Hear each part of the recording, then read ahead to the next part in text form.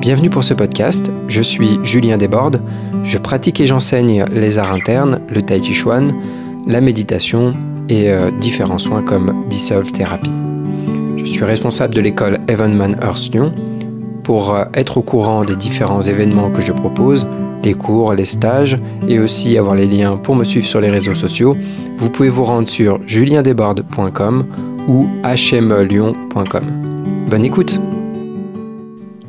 Bonjour à tous, donc un nouveau podcast aujourd'hui où une fois de plus je vais essayer de partager un peu mon point de vue sur un sujet sur le sujet de la pratique en général, du tai chi chuan de manière plus spécifique, mais ce sujet va finalement être intéressant pour les pratiques spirituelles en général, les pratiques, même les pratiques artistiques, l'apprentissage de connaissances, etc. Donc quelque chose d'assez commun, et même dans la vie, je dirais. En fait, c'est plus partagé sur des tendances à penser d'une certaine manière, à avoir des idées, et peut-être remettre en question ces manières de voir les choses, de penser, parce que ça peut être ces manières de penser qui nous amènent à tourner en rond et à jamais sortir de situations ou de stagner dans nos pratiques. Et on croit que parfois que le problème vient de quelque chose alors que ça vient pas de là, ça vient de notre manière à voir les choses, notre incapacité à voir la réalité, la vérité, à accepter l'inconfort. Donc voilà, ça tourne toujours autour de ce sujet-là. Dans pas mal de podcasts, je parle de ça. Je parle de ça dans la pratique du tai chi, dans comment on apprend à se libérer des tensions, on apprend à libérer face à la pression, donc ça veut dire accepter la pression, accepter l'inconfort. Et en fait, souvent, j'ai constaté que pas mal de personnes étaient dans des démarches de mieux-être, disons. On cherche à aller bien, à aller mieux, c'est normal, c'est tout à fait louable, et je pense que c'est pour ça qu'on fait ces pratiques à la base, de toute manière. Qu'on se le dise consciemment ou pas, si on choisit de faire quelque chose, c'est parce que soit de manière totalement intellectuelle et consciente, soit de manière intuitive, on pense que cette chose-là va nous aider à aller mieux. On ne va pas faire quelque chose parce que ça va nous aider à aller moins bien. Enfin, ce serait très, très curieux. Donc dans tous les cas, c'est ce qu'on cherche. Mais après, la manière de le faire fait que parfois, ça ne marche pas, on s'égare, voire même assez souvent. Et comme j'ai reçu pas mal de claques, disons, dans ma manière de penser, de claques au niveau imagé, qui ont remis en question ma manière de voir les choses, etc. Et qu'avec le recul, c'était pour le mieux, parce que ça m'a montré que j'étais dans l'erreur, que ma manière de voir les choses n'était pas fonctionnelle, réaliste. J'étais pas dans la vérité, dans le factuel, quoi. Alors, je fais juste une toute petite parenthèse à la fin de ce podcast, parce que j'aime pas trop, quand moi-même j'écoute des podcasts, entendre des longues annonces en début de podcast, donc je préfère les mettre à la fin. Donc j'ai une offre en ce moment, donc si ça vous intéresse, allez bien jusqu'au bout, jusqu'à la fin du podcast. Parenthèse fermée. Donc là, j'ai eu une discussion la semaine dernière avec une amie, quelqu'un qui est venu faire un soin à la maison, et ça m'a rappelé ce sujet qui vient assez souvent, c'est que si je prends le cas d'un cours de tai chi, et quand je discute avec des élèves ou des personnes qui viennent essayer, je me rends compte que on s'égare souvent sur la raison de pourquoi on vient et de qu'est-ce qu'on cherche. Et c'est pour ça, donc moi, dans mes cours de tai chi, je propose ce que j'appelle un cycle d'initiation, un cycle découverte de 4 semaines. En fait, c'est comme un mini-abonnement ou une période d'essai d'1 mois. Donc on vient 1 mois avant de s'engager à l'année pour essayer. Et pour moi, c'est important d'avoir ce temps, cet espace-temps, pour vraiment essayer, avoir le temps d'échanger et d'expérimenter sur 4 semaines, parce qu'un cours d'essai, pour moi, c'est vraiment trop court pour se rendre compte de ce que ça représente le tai chi. Même un mois, c'est court, mais ça reste beaucoup plus... comment dire, l'expérience est beaucoup plus profonde quand même sur un mois que sur un seul cours. Et le tai chi, pour moi, et donc tel que je l'enseigne, tel qu'on l'enseigne à HME en fait, hein, c'est... oui, parce que je me rends compte que parfois j'oublie de préciser, parce que tout le monde ne me connaît pas, tout le monde ne connaît pas l'école de tai chi dans laquelle j'enseigne, et donc je précise, donc l'école s'appelle Heaven Man Earth, qui a été fondée par Adam Missner. Donc quand je dis Sifu dans mes podcasts, en fait je parle d'Adam Missner.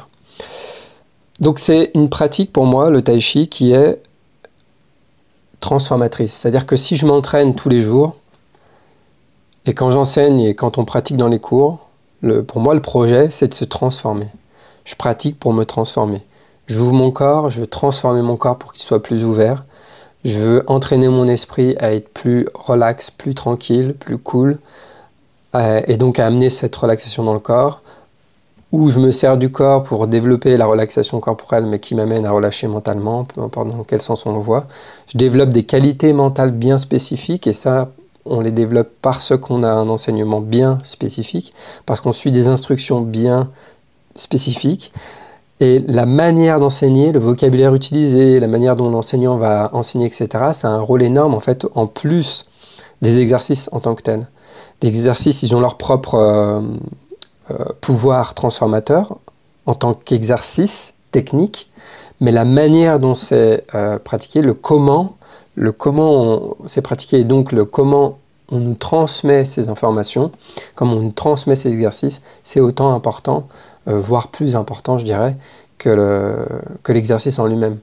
Donc c'est vraiment très important, tous ces paramètres. Et c'est ça qui va faire la transformation, l'efficacité de la transformation de l'entraînement. Ça veut dire que l'entraînement dans le cours, l'entraînement quand moi je m'entraîne personnel, peu importe, le tai chi, l'entraînement que je fais du tai chi, c'est-à-dire tous les exercices que je fais, ils visent à me transformer jour après jour. Plus ouvert, plus tranquille, plus calme, et changer, transformer mon système nerveux à répondre d'une manière différente à la pression. Quand la pression arrive, au lieu de me contracter, d'y résister, etc., de relaxer mentalement, de rester ouvert, de maintenir mes conditions extérieures, intérieures, etc. De savoir bouger, d'être libre, et de garder une liberté intérieure, même face à la pression, et de ne pas se laisser figer, bloquer, etc. Donc tout l'entraînement, il vise ça. Ça veut dire que c'est un art de transformation. C'est pas une séance de bien-être, c'est pas une séance de relaxation. Et c'est là où parfois il y a des personnes qui sont surprises parce que on peut avoir l'image du tai chi, on fait des mouvements lents et détendus, etc. Dans un parc, et donc on peut imaginer, ah oui, je vais faire ça, puis du coup je vais me sentir vachement mieux. Je dis pas que quand on s'entraîne, on s'en sent pas vachement mieux. C'est-à-dire qu'il y a en même temps l'impact immédiat, mais il y a surtout la transformation à long terme que ça fait. Donc il ne faut pas attendre d'un cours de tai chi la même chose qu'un massage ou une séance de relaxation ou peu importe, d'aller dans un spa ou quoi que ce soit. Si je veux me sentir relax, etc., je vais aller faire un massage, tout ça.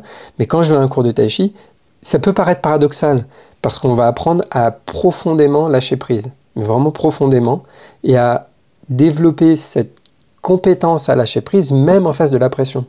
Mais l'entraînement pour développer cette compétence et pour vraiment apprendre à lâcher prise, l'entraînement, il n'est pas de tout repos. Ça veut dire que ça demande des efforts. C'est cet effort que je vais fournir qui va m'amener ma transformation.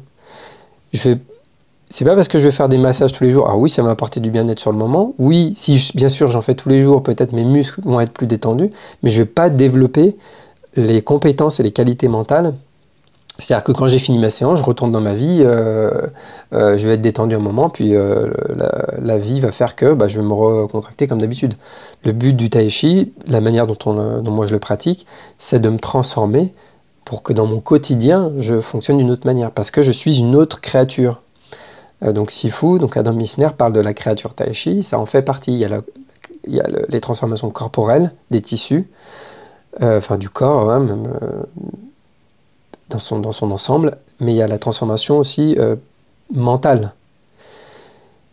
Et c'est avec cette nouvelle créature que je vais vivre ma vie.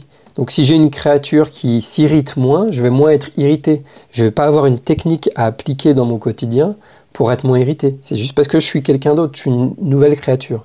Et donc progressivement, je vais me transformer comme ça. Cette transformation, effectivement, elle demande des efforts, comme je l'ai dit, et demande que dans le cours, je vive une certaine pression, qui est totalement dosée, bien sûr. Si je rencontre trop de pression d'un coup, je vais être incapable de relâcher, je vais être incapable de transformer mon système nerveux, etc. Donc il faut que la pression, elle soit gérable, disons, acceptable, mais il faut que je la rencontre. Et que progressivement, au fil des mois, des années, on augmente petit à petit cette pression, que ce soit dans ma pratique tout seul, c'est-à-dire que j'augmente l'intensité dans ma pratique, au fur et à mesure que j'ai une tolérance à cette intensité. Et en même temps, dans le travail à deux, on va pouvoir aussi progressivement augmenter les pressions, augmenter la vitesse, etc. pour petit à petit pouvoir conserver les compétences et les transformations que j'opère. Si par exemple je fais du travail trop dur, trop rapide, trop de pression, etc. dans le travail à deux trop vite, je ne vais pas être capable de maintenir mes conditions et de continuer à utiliser les compétences et le relâchement, etc. Et donc je vais me crisper et donc je vais développer la crispation comme réponse, qui est en fait ce que je sais déjà faire.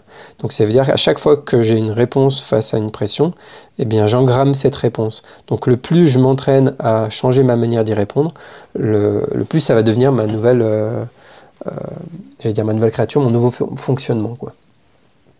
Donc ce qui est important, c'est que il y a une énorme différence entre ce qu'on a besoin de faire, les pratiques qu'on a besoin de faire par rapport à l'objectif qu'on s'est donné, par rapport à ce qu'on veut faire, dans la direction dans laquelle on veut aller. Donc si je veux me transformer pour être cette nouvelle personne, eh bien il va falloir que je fasse certaines choses, et ces choses-là, c'est pas forcément ce que j'ai envie de faire. Et c'est pas forcément des choses qui vont m'apporter la... Ah, c'est bizarre dans le tai chi parce que en même temps on travaille le lâcher prise, donc je vais me sentir détendu personnellement quand je fais une grosse séance.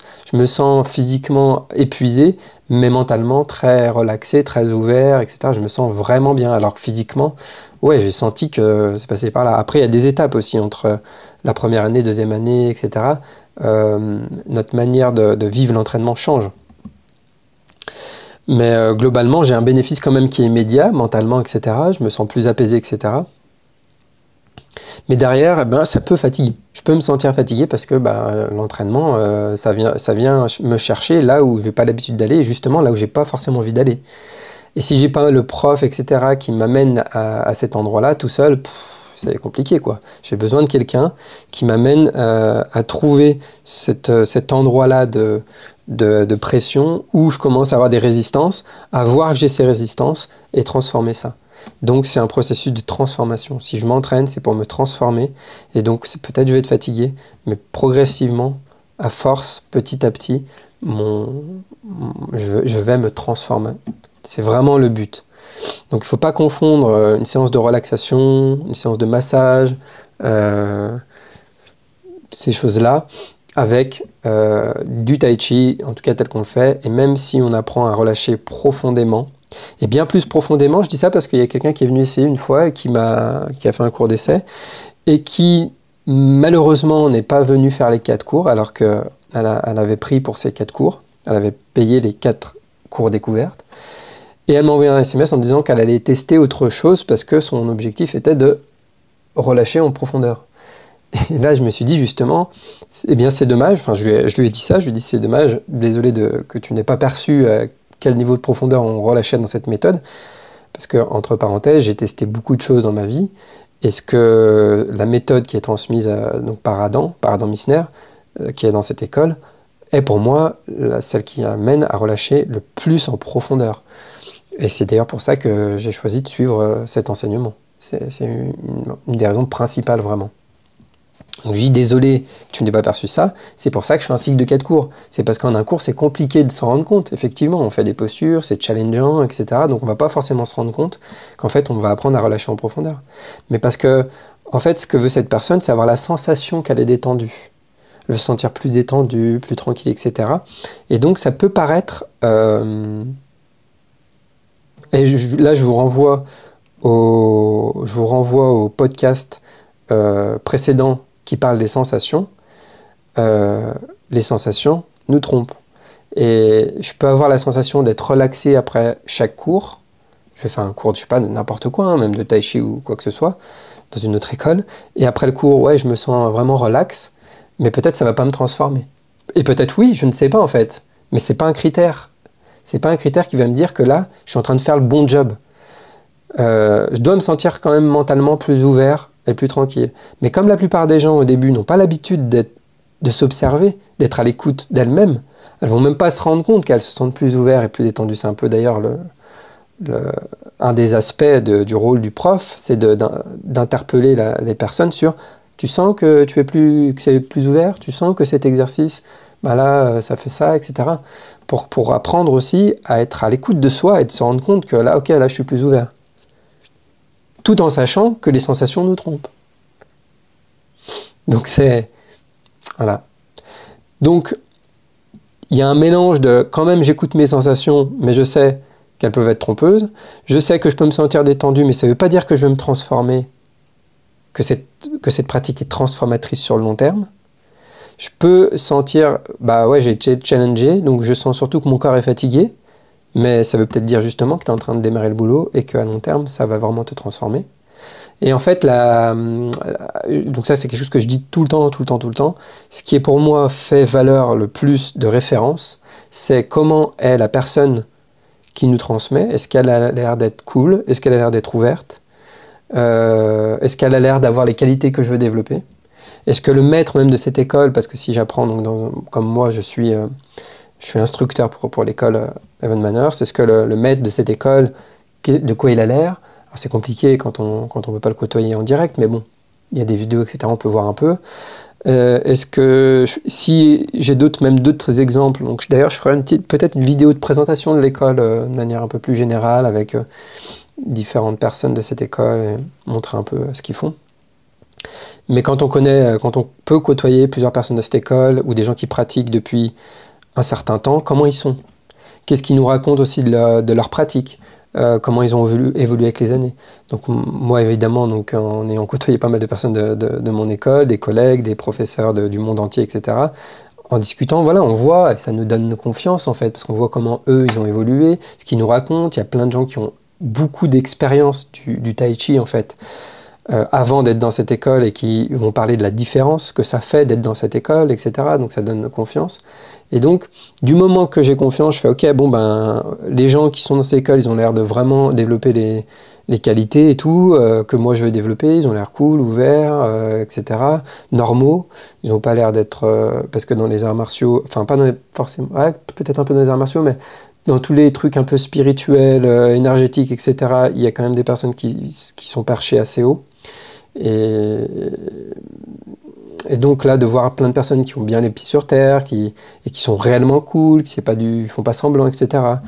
Enfin voilà, il y a plein de paramètres qui donnent confiance, et de voir qu'il y a une méthode, qu'elle est structurée, qu'il y a des étapes, etc.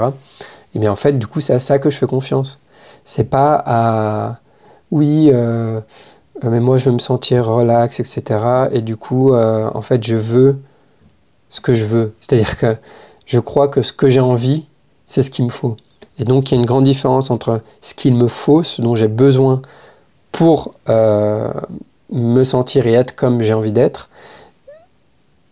C'est pas la même chose que ce que j'ai envie, ou ce que j'aurais envie de ressentir, ou l'idée que je me fais de ce que je devrais ressentir après un cours, ou des choses comme ça. Vous voyez, la réponse, elle n'est pas si simple, mais elle n'est pas forcément là où on l'attend. Et pour moi, encore une fois, et ça je pense que je le répète beaucoup dans les podcasts, si je veux vraiment me transformer, ça doit au moins m'amener dans l'inconfort. Et c'est pour ça que ça peut m'amener un sentiment désagréable, parce que ça peut m'amener là où j'ai pas envie d'aller, mais c'est là que ça se passe, la transformation, le changement. Pour mon cas personnel, quand on fait cette étape-là et qu'on accepte ça, au bout d'un moment, l'inconfort n'est plus un inconfort en fait. Cet inconfort de voir comme on est, de voir nos propres inconforts, etc., de voir nos résistances en fait, c'est plus si inconfortable, ça devient juste normal et c'est ok. Et petit à petit, ben voilà, on va pouvoir relâcher le plus. Parce que le plus on va libérer, le plus on va relâcher, le plus ça va nous donner accès à des parties plus profondes de nous-mêmes et donc à des tensions et des résistances en nous qui sont plus profondément ancrées, donc avec des plus grosses résistances, etc. Et plus on avance, voilà, on dégage la route, puis il y a un nouveau bloc, et puis on relâche, on libère, et hop, il y a un nouveau bloc, etc. Je ne sais pas si ça se finit un jour, mais voilà le projet. Voilà, donc je voulais parler surtout de ça. En fait, mon thème de départ que je m'étais dit, c'était il y a une différence entre ce dont on a envie, ou ce que je crois qu'il me faut, et ce qu'il me faut vraiment. C'était ça le thème de départ. Et donc, pour se transformer, donc je disais, il faut une pratique transformatrice, c'est-à-dire avoir un enseignement, un vrai enseignement, recevoir un vrai enseignement vraiment, et si possible de quelqu'un en direct, c'est mieux, ou un truc en vidéo ou quoi, mais pouvoir faire des stages et de pouvoir avoir un retour immédiat. Donc pareil, il y a pas mal de personnes qui font des cours en ligne. Donc Adam Misner a un programme en ligne de Tai Chi qui s'appelle Discover Tai Chi, qui est exceptionnel, vraiment, que je recommande, évidemment. discovertaichi.com, et il y a des personnes qui sont trop loin pour avoir des preuves, donc moi je fais des stages qui peuvent permettre à des personnes de venir, voilà. Et c'est important parce qu'en ligne, il n'y a quand même pas les retours, il n'y a pas les corrections, et on peut se faire économiser des années d'entraînement si on a des retours. Donc il faut avoir une pratique, ensuite s'entraîner chez soi, et avoir un moment de pratique, ce que j'appelle la pratique formelle, c'est-à-dire d'avoir un moment où je prends un vrai temps pour m'entraîner. Et ensuite, quand j'ai installé ça, préserver ses qualités dans le quotidien, préserver des qualités mentales notamment, et c'est comme la méditation, quoi. Et donc si je veux changer mon état d'esprit, il faut que je m'entraîne dans le quotidien à changer mes qualités mentales. Et c'est pas de la philosophie, c'est vraiment des choses concrètes à faire, à appliquer, mais de manière très simple et très rapide pour que ce soit applicable dans le quotidien. Pour ça, j'ai mis en place une formation qui s'appelle la formation La clarté au quotidien. Cette formation-là, elle est pas liée directement à Sheme, à Evenman Earth, donc elle est trouvable sur mon site juliendesbordes.com. Et en ce moment, je fais une réduction parce que, je raconte rapidement ma vie privée, on a 2 chevaux à la maison, et donc là, depuis janvier, on a un cheval qui a un souci à l'œil et qui s'est fait opérer plusieurs fois. Donc là, on va être à la 6e chirurgie. Donc faire opérer un cheval, c'est très coûteux. Et là, on va tester un autre traitement pour essayer de faire en sorte que ça ne revienne pas. Donc pour aider à financer tout ça, je fais une réduction sur cette formation actuellement pour essayer de booster un peu les ventes. Voilà, donc si jamais il y a des personnes qui s'intéressent, vous pouvez aller sur mon site juliendesbordes.com, et ensuite c'est la clarté au quotidien. Vous aurez plusieurs infos, n'hésitez pas à me contacter si vous voulez avoir plus d'infos, si vous avez des questions là-dessus. Mais voilà, vous trouverez ça sur le site avec la réduction actuellement. Je ne sais pas pendant combien de temps je ferai la réduction, parce que ça va dépendre de l'argent dont j'ai besoin et de pendant combien de temps, enfin bref. Dans tous les cas, pour ce qui concerne le Tai Chi, etc., il y a toujours les stages qui sont une journée par mois, le samedi, et des stages qui sont programmables à la demande, des stages de 3 jours. Ça peut même être 2 ou 3 ou 4 jours en fait, hein. Mais ma base c'était 3 jours, c'est vraiment une bonne formule qui fonctionne très bien depuis que je l'ai mise en place. Donc vous pouvez me contacter pour me proposer des dates par exemple. Une fois que j'ai un stage programmé, après je partage l'info publiquement à d'autres personnes, et puis des fois des personnes se rajoutent. De toute manière, on est au maximum 4 personnes, donc c'est vraiment un tout petit comité, on est vraiment entre le stage et le cours particulier, on est vraiment pas loin du cours particulier. Et j'aime beaucoup travailler comme ça en petit comité, on fait vraiment un travail très qualitatif. Il y a aussi d'autres podcasts. Alors oui, si vous êtes sur YouTube, vous pouvez aussi écouter tous les podcasts sur Spotify, Deezer, Apple Podcasts et d'autres, parce que je ne mets pas tous les podcasts sur YouTube. Donc il y en a pas mal d'autres sur les sites de podcasts. Et voilà. Je vous souhaite une bonne pratique à tous et à bientôt. Au revoir.